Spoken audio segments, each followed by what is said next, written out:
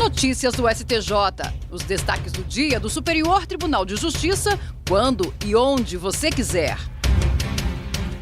Olá, esse é o boletim com alguns destaques do STJ.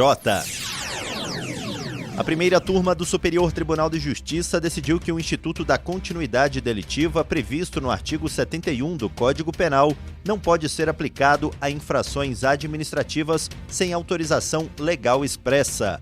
O caso analisado envolve fiscalizações realizadas em 2014, quando agentes do Inmetro lavraram 18 autos de infração contra uma empresa do setor alimentício por irregularidades em produtos à venda. As autuações foram posteriormente consolidadas em 15 processos administrativos, todos com aplicação de multas. Nas instâncias inferiores, a Justiça reconheceu a continuidade delitiva, reduzindo as penalidades e determinando a aplicação de sanção única.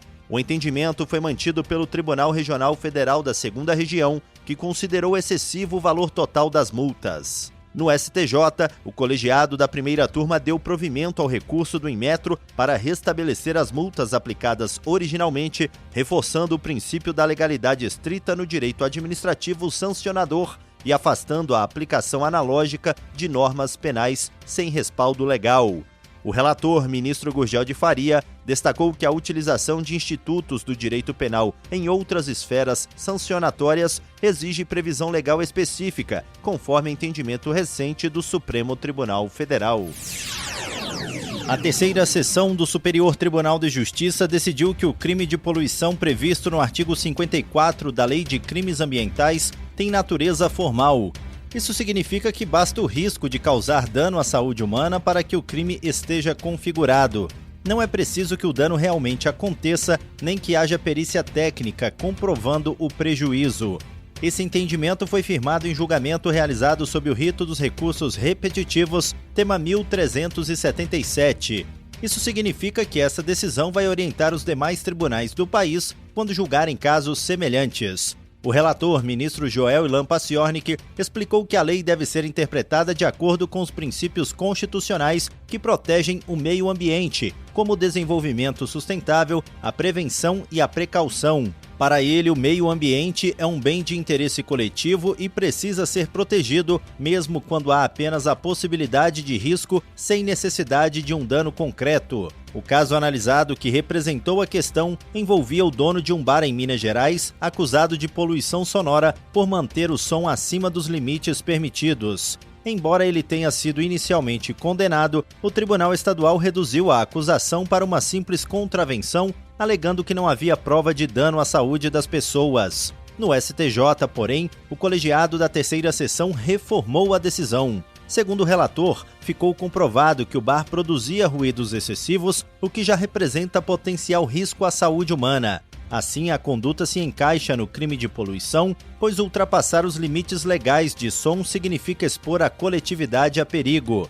O ministro destacou ainda que nos crimes ambientais formais, a punição ocorre pela exposição ao risco e não pelo resultado.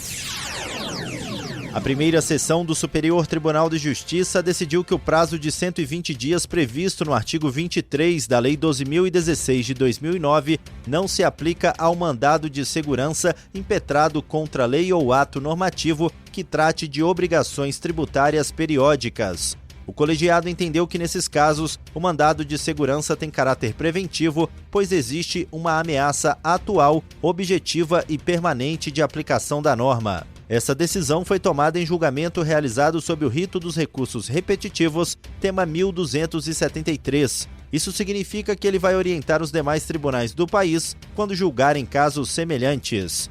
Um dos casos que representou a questão no julgamento decorre de um mandado de segurança contra o Estado de Minas Gerais para discutir o aumento de 18% para 25% da alíquota do Imposto sobre Circulação de Mercadorias e Serviços incidentes sobre o consumo de energia elétrica. A sentença rejeitou a preliminar de decadência formulada pelo ente público e a decisão foi mantida pelo Tribunal de Justiça de Minas Gerais.